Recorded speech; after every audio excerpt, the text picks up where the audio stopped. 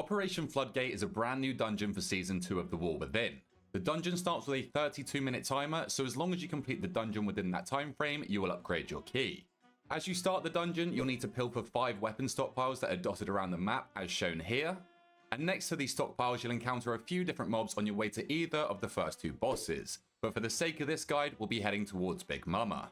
Shredinator 3000s will periodically cast Shredation, spawning a whirling saw under each player that you must all immediately move out from, because if you don't, you'll quickly die. They will also target the tank with a frontal flamethrower, and then proceed to spin while channeling, so all players will need to dodge these frontal flames. These mobs cause a lot of area denial, so keep on your toes here. Venture Code contractors will wrench wall up the tank, dealing a large chunk of physical damage, so tanks should be prepared with defensives against these mobs. Venture Code surveyors will channel a surveying beam on a random player, dealing lethal ticking damage to them while dropping puddles of lava underneath them. This ability must be kicked ASAP. They will also lob easy throw dynamite at random players, dealing upfront fire damage, so use a defensive here if you get low. Venture Code architects are perched on their scaffolding, which needs to be destroyed in order for melee players to be able to attack the mob. After being grounded for a while, they will perform a rapid construction that rebuilds their scaffolding, so you just need to quickly kill it off again. Outside of this, the architects will spam nail guns at random players, dealing upfront damage and applying a 3-second bleed that also roots a player to the ground. Loaderbots will fixate a random player with wind up, spinning towards the player and dealing AoE damage to anybody stood within 3 yards of them. Players should make sure to stop this with hard CC like stuns, or just straight up avoid standing on top of them, but melee will need to be particularly careful around these mobs. Mecha Drone snipers will spam cast snipe on random players, use a defensive if you're targeted by more than one or if you're low. They will also cast Trick Shot, which must be interrupted. If successful, this Black Blood bullet will ricochet and hit up to 4 nearby players. Dark Fuse Demolitionists will use their RPGG to mark the ground with multiple big swirlies. Simply avoid these, and you can delay their reload with hard CC if you want to avoid more of these swirlies, though they're really not too big of an issue. Dark Fuse Inspectors will shift behind a random player with a frontal surprise inspection. This simply needs to be dodged, but it can also be stopped with stuns or other hard CC. Dark Fuse Hyenas will cast Bloodthirsty Cackle. Players should interrupt this ability, otherwise the hyena will gain a buff which heals them through their melee attacks for 8 seconds. And finally, the last mob in this area are the Dark Fuse Blood Warpers. These mobs need to be killed fast. They will spam Blood Blast on the tank for huge shadow damage, and this ability must be kicked where possible. And they will also channel an AoE Warp Blood on the group. This deals ticking damage while also placing a hefty healing absorb on every single player, so players should use defensives and self-heals to combat this lethal ability. Now we're ready to encounter the first boss, Big Mama. This boss starts with 4 Mecha Drone ads that need to be killed off as soon as possible. They will shoot random players for moderate damage, and they will also dash across the arena with Doomstorm, so simply dodge this frontal. Most importantly though, they will channel a maximum distortion that must be interrupted immediately, as this deals massive sonic damage to the group every 2 seconds, while also pushing all players back. If the ads live for too long, the boss will cast Killer Block Barrier, reducing the boss's damage taken by 80%, while also pulsing lethal party-wide damage, so you need to kill these ads off quickly. If the barrier does go up before the ads die, you'll want to commit defensives here. During this first phase, the boss will also target a random player with Sonic Boom, blasting a frontal at that player after a few seconds that damages and silences anyone struck, as well as dragging them with the pulse. The rest of your group should stay well away from the targeted player to avoid unnecessary damage, while the targeted player should run away from the boss to make sidestepping the frontal a lot easier. Committing some mobility to this mechanic will make this mechanic trivial. Once the ads are dealt with, the boss will enter a jumpstart phase, increasing its damage taken by 200% for 12 seconds. Here is where your group should pop their offensive cooldowns and lust if available, as well as their defensive cooldowns, as Big Mama jolts your whole group with nature damage every 1.5 seconds. Coming out of this phase, the boss will spawn 4 more Mecha Drones that again you need to kill off, as well as dropping a pool of electrified ground directly under her, so tanks will need to reposition the boss. And finally, tanks will also need to deal with her Electro Crush Tank Buster, inflicting massive nature damage and applying a nature dot. After taking out Big Mama, we'll now head over to Geezle Quick Fuse and Bron. On the way, we'll encounter 2 new mobs. Venture Code Divers will cast Harpoon on a random player, reeling them in, dealing substantial upfront damage and leaving a very nasty bleed for 10 seconds. This ability must be interrupted, but if it's successful, I'd recommend using a defensive here. Divers will also plant a C4ium charge on the floor, which will knock players up and deal huge damage if they are stood near it when it's triggered or expires. Make sure to steer clear of these bombs.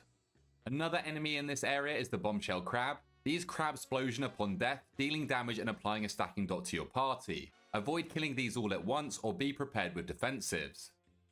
Geezle Quick Fuse and Bron is the second boss we'll be taking on in this dungeon. Quick Fuse will quick shot at random players, dealing a chunk of upfront physical damage, so healers should be prepared to keep people healthy this whole fight. She will also cast BBBFG, marking several frontal lines that must be dodged by all players. Quick Fuse will then also leap to a random location and cast Big Bada Boom, spawning multiple bombs that your group will need to deal with.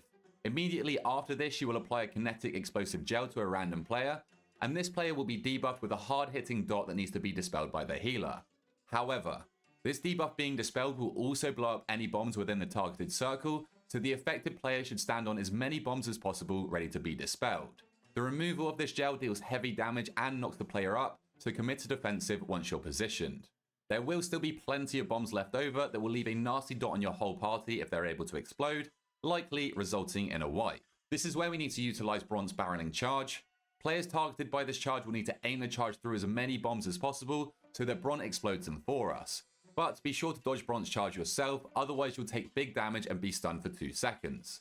The last charge is always on the tank, so you'll want to pre-position accordingly. Bron will also wall up the tank and anybody within 5 yards for massive physical damage, so melee will want to stay loosely spread in anticipation for this cast, and finally, you will need to kill them at the same time, otherwise the remaining boss will gain a stacking damage increase. After taking out the duo, you'll pilfer the last weapon stockpile and you'll want to interact with the RPG left on the floor. This destroys the patrolling warship that has been constantly firing artillery into the lake, making it safe for us to enter. On the lake, you'll encounter Disturbed Kelp that will channel Jettison Kelp. This deals AoE damage to your whole party as it channels, so you'll need to use stuns or hard CC to stop this. They will also cast Restorative Algae, placing a heal over time effect on a low kelp that can be dispelled but not purged. So players should just kick this to prevent you wasting any time. After exploding the bombs at the dam, the third boss, Swampface, will spawn. During this fight, players will get tethered to another random player in the party with razor choke vines that will deal constant ticking damage while active. These vines will also snap you both together if you run too far away from each other. This becomes very deadly with the boss's other mechanics. Swampface will face a random player with a wide frontal mudslide that all players must make sure to avoid, otherwise you'll likely get one shot. The issue here is if you and your partner decide to run to opposite sides, you'll be yanked into the middle and die, so before the fight I'd recommend confirming which way you're going to dodge, regardless of how easy the dodge will be. After each mudslide, the boss will then begin to channel Awaken the Swamp. During this cast, your group will suffer huge ticking damage, so make sure to pop a defensive here. And in turn, this cast will spawn multiple swirlies around the encounter that explode consecutively. These explosions will release waves in every direction that again all players must dodge, so try to stick with your partner as best you can here to avoid being snapped back through the waves.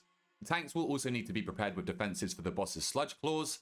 This deals high physical damage and nature damage and leaves a hefty healing absorb on the tank. After defeating Swampface, we'll drop down through the sewer system as we make our way to the last boss, and here we'll encounter a mini boss as well as a few other mobs. Bubbles will spawn a bubble near each player with Bubble Burp. Simply sidestep the swirly and avoid the bubbles that move slightly or they'll explode for big damage. Bubbles will also face a random direction with a frontal splish splash that all players must make sure to dodge. And finally, Bubbles will cast Backwash, applying a stacking debuff to your whole group that deals heavy periodic damage for 10 seconds. Healers should be prepared with their healing cooldowns here, and the rest of your group should make sure to use personal defensives. After we take on Bubbles, we'll find an electrician to the right side that will spam cast Lightning Bolt on random players. This ability must be kicked as it deals a significant amount of damage to players, so try to avoid any of these going off. They will also debuff random players with Overcharge, dealing heavy ticking damage for 12 seconds and stunning the player for 5 seconds if it's not dispelled. Healers must keep on top of dispelling this dot, especially if more than one electrician is present.